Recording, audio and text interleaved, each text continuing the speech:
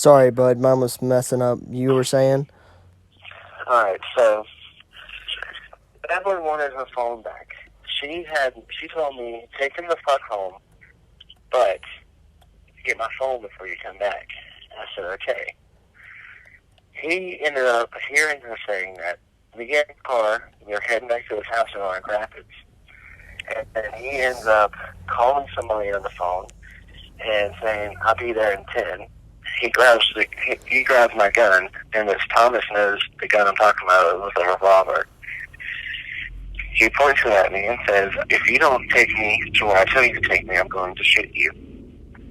And I'm like, what the fuck? He ends up taking me to a gas station. Then somebody pulls up. He tells me to follow him. The orange and white lights that I had in my car that I showed you, Yeah. he threw them on and screamed out of the damn window, my buddy's a cop and he's going to kill you. Who said this? Seven. The 17-year-old that they were talking about. And he makes me follow them into this dead-end road. They block me the fuck in, and they pull out guns. Every one of them had a damn gun. And I'm sitting there freaking out. He's sitting there laughing his ass off. And he grabs my phone. He calls 911. He tells them what's going on. And then he throws up there, by the way, my friend's a cop. And when he said that, they sent the cops out there. The cops, the people that I was following said, well, he threw lights on, and they were flashing. And the cops are sitting there saying, well, they're orange and white. But because of it being going on behind them, and because of him screaming that out the damn window, I got charged. I'm gonna tell you my side of what happened with the Rocky Mount police thing, and what was the picture? Huh? Well, because when I was looking up there, it was saying that what happened, what I envisioned in my head was a little bit different, because the way their story was a lot different, and it had your mugshot. So I was so confused. I was like, did he just go to jail for a small period of time? Did he bail out? Or is he in jail for a while? Because I know that you had a court case, March? Yeah.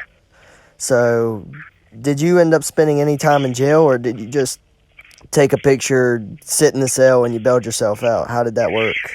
First off, look at the picture. The picture is not even me. Since when have I had long black hair? I have no idea. I have a shortcut. Since when have I had a long-ass beard? Then who do you think that picture was? I don't know. But I'm going to tell you the Rocky Mountain part. Now, the Rocky Mountain part, I take blame for because, yeah, I said it. But at the same time, there was nothing backing my story up on what I said. I was late for work. I was on lunch break. I was late for lunch. Like, I was getting back off of lunch. And the cop's in front of me, and he flashes his lights, and I slow down. Well, then he slows down even more and gets behind me, and then pulls me over and says, well, you saw me flash my lights at you. You're speeding. I'm like, yeah, but I dropped my speed. He's like, yeah. But you also won't wear the seatbelt. Well, I said, well, okay, I'm late for work. And then he grabbed my registration and everything, and then I threw out, I said, I volunteer at the sheriff's office. I was trying to get it so he would just leave me the fuck alone and send me on my way so I could get to work without getting fired. So I take blame for that, but I don't think it should have been a charge that fucking severe. You know, I was just saying it because I was late for work and I knew that if I was late one more time, I was going to get fired. Where do you work at? I know you're recording me. Yeah, it's for the podcast, but it's not for, like, any purposes of getting you in trouble or lawsuit. You know me, and my mom's calling, so ignore that beeping noise.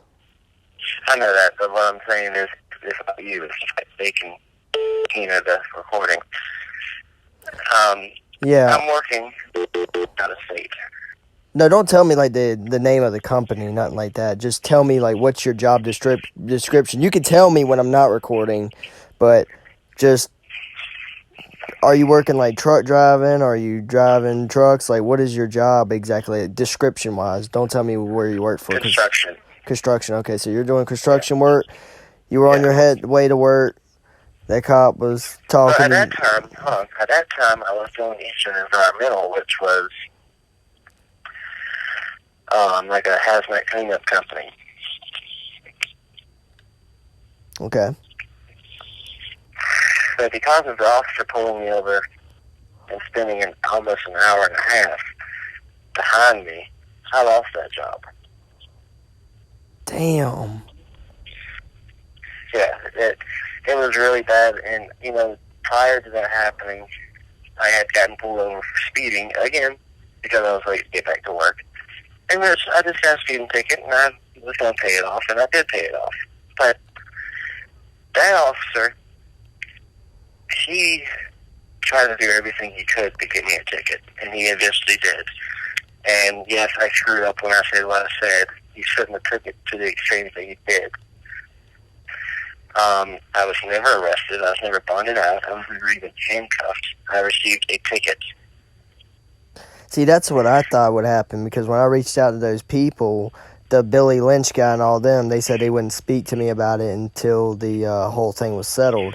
See, I thought you were riding with that young 13-year-old kid, whatever, and what ended up happening is some punk kids were running their mouth to y'all, and you followed them back to their neighborhood, and then that's how you got blocked in. That's what I thought happened. Hell no. I did not want any confrontation.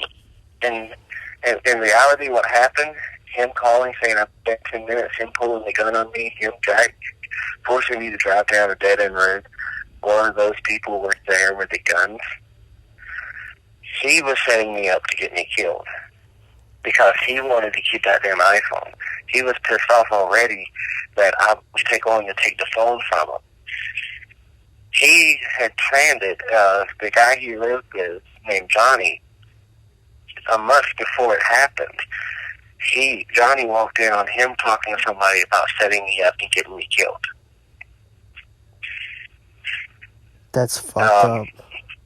And Evelyn, he told Evelyn that he wanted me to get killed, but he never said he was going to set me up.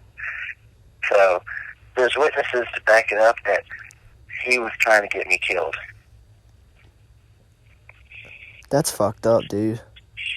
That's why I'm on the opposite side of the country. The whole thing was weird, dude. Like, everybody was sending it to me. I think Michael Sykes was the first one who sent me it.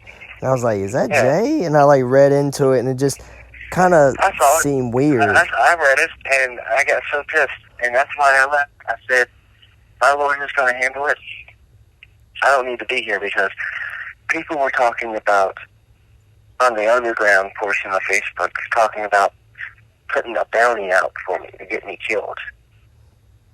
See, I wasn't thinking none of that. That's wild. I didn't know that was even happening. See, the only thing I saw was everybody talking shit, but I wanted to hear it from your perspective of what happened.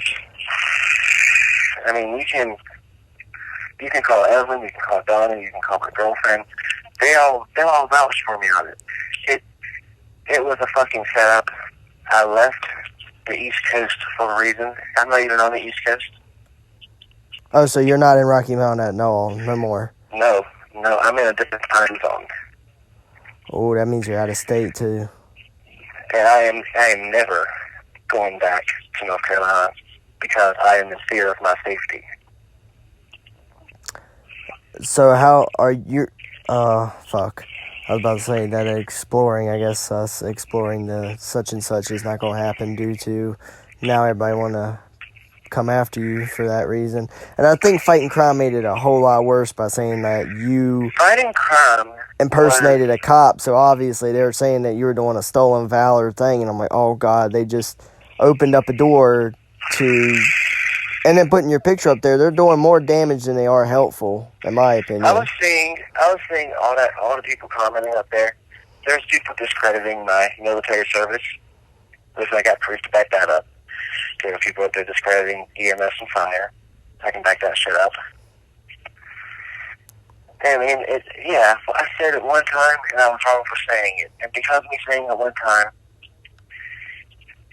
I went to him after I got that first ticket, and I was like, I cannot believe that they did this shit to me. And I explained it to him how it happened. Devin, the 17-year-old that was with me that night. And I explained it to him, and I said, I'm never going to do that fucking, I'm not going to do that again. And then, not even a week or two later, he's in the car with me, and he sticks his head out of the fucking window and screams, he's a cop. That right there put me right back in that same position. Hell yeah. I'm going to pause this podcast real quick. All right. Mm-hmm.